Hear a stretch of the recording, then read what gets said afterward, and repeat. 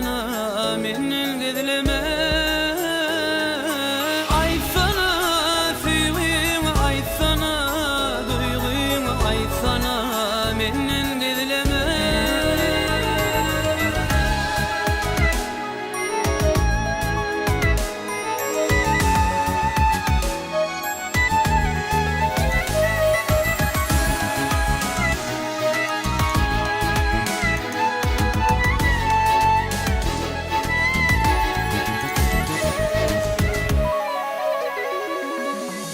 Yüreğimin söyünü sesleney mama.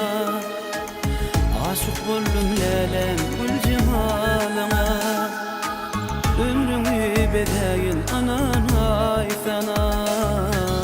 Gelene pek sevgim ayday sana.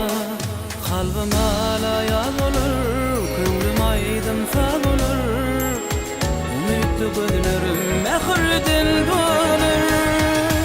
Ay sana sevgimi, ay sana duygumu, ay sana menden gizleme.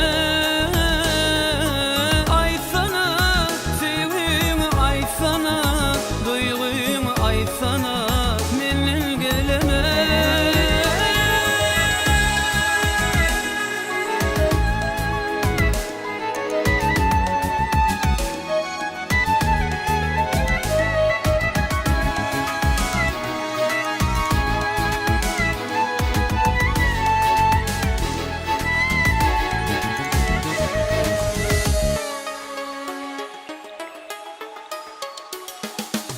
Sadece karayışın canımı alar. Mehirli yılgırsın canı salar. Her vakımda sana sevgim gücalar. Seyenimi ayday gönlüm incalar.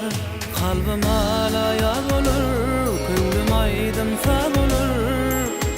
Ümitli gözlerim mehirden